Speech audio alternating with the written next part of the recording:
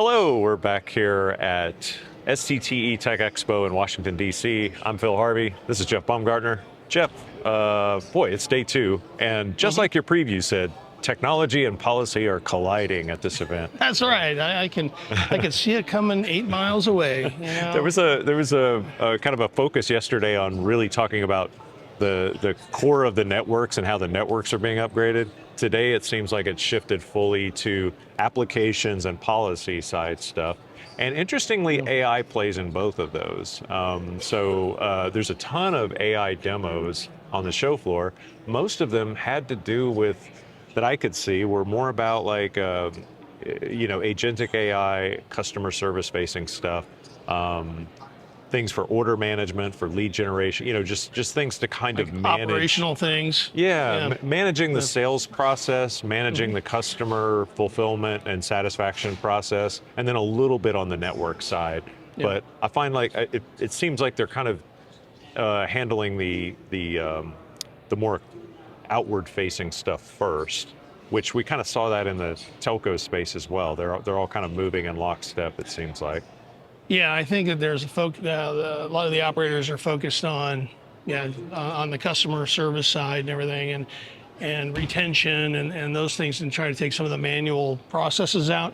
But there is some stuff happening on the network as well with all this focus, where they're thinking more about speeds and feeds and trying to talk about reliability and being able to self-heal a network, or to get a feel that something bad is happening before it's going to happen. And so that's kind of starting to get built into the network, particularly with DOCSIS 4.0, where you're going to have these AI engines at the modem, out of the smart amp, and then back at the node. Mm-hmm. So kind of early stages on that, but I think we're kind of hearing a little bit about the momentum and what their hopes are for that. Yeah. And then on the policy side, there's really one point I wanted that was interesting to me that popped out, was just the difference in opinion in terms of how the U.S.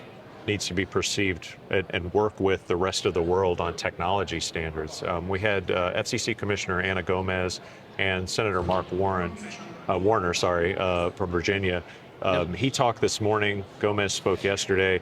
Both of them brought up the idea that the U.S. needs to be much more involved than it has been in past years with standards bodies, because what they're seeing, it's not that we're just that the U.S. is perceived to have lost technology leadership in the wireless space and that sort of thing, but what sort of is making that worse and maybe kind of keeping it from getting better even is the fact that we're not as vocal, not as present, and not as connected to standards meetings at all levels.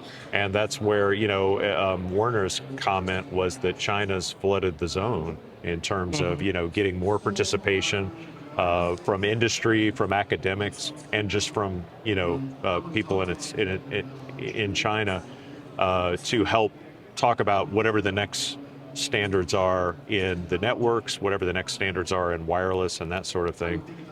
It's kind of I would call it like the softer skills, or the more kind of things edging toward diplomacy that don't really fall into the technology area, but they end up setting the agenda for technology companies because that's the standard they have to build to in order to compete.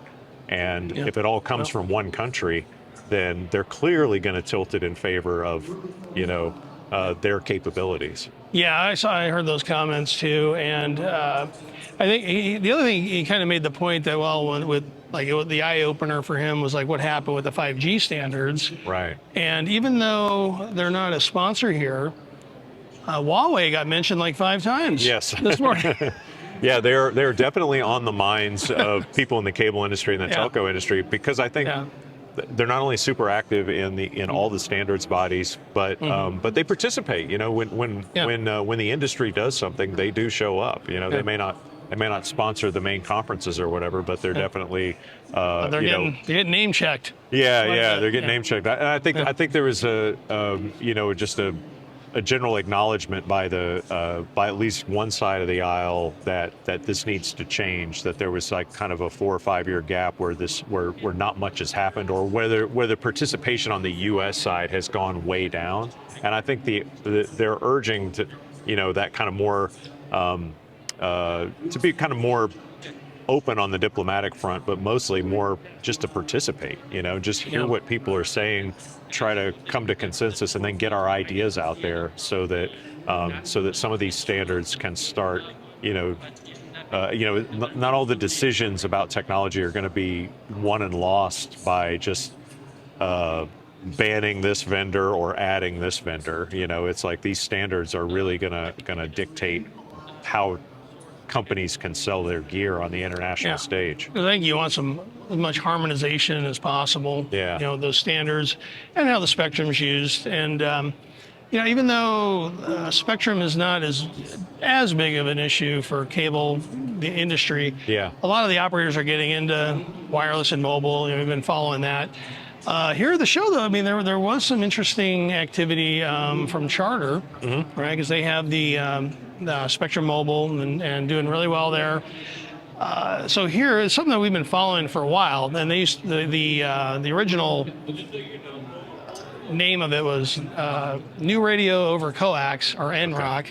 And I was like, okay. And then we were learning little pieces of it. And then today, here at the show, they're actually doing a demo of the vision for what they're doing. And essentially what it is, they're a CBRS operator, and what they want to do is run 5G traffic over the coax, and using like a Nokia radio unit that like gets connected into the coax, and then down to like a big distributed access unit. And the idea is to turn your cable network into a DAS network in kind of a big supercell, and be like the densest wireless network out there. So they're gonna test it. I'm gonna have a story on it, but they're doing some labs. They have it in the lab now in Denver. They're gonna take it outside in Denver and test it in some of their facilities there. So I'll keep an eye on that one. Yeah, definitely. Because I mean, that's the thing too. The mobile discussions at this show have been, I think, maybe higher than they've ever been, even though they're not directly providing the mobile network service.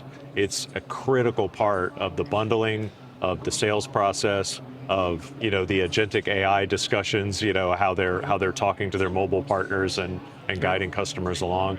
And it's a competitive tool because it's helping them, not only win customers, but also hang on to customers, reduces churn, and gives them a leg up, when they're they're kind of in that space of not being able to sell pay TV as much anymore. So they need something else to kind of hold on to. They need a growth engine and kind of try to fulfill this convergence strategy that they're trying to get to. Last thing, the breakfast panel this morning, smart amps, they're still around. They're is coming. The takeaway? They're coming. Smart amps. They're it's like the new thing. Well, smart amps are like a big thing in Europe for a while, and now North America is catching on. Not catching on, but we're in a network upgrade cycle, and a perfect opportunity to implement some new technologies, including smart amps that have telemetry and data, and add visibility to the network that the operators did not have before, because a lot of the amplifiers from legacy world just aren't smart, So so I think they're going to be big parts of upgrades, and then as they need to swap out old ones, they're going to put in ones with these connected capabilities. Okay, interesting stuff. So we're back to the network again. Yep. But I think that'll wrap for this report. Thanks for watching, thanks for listening, and check out lightreading.com for more SCTE coverage. All right.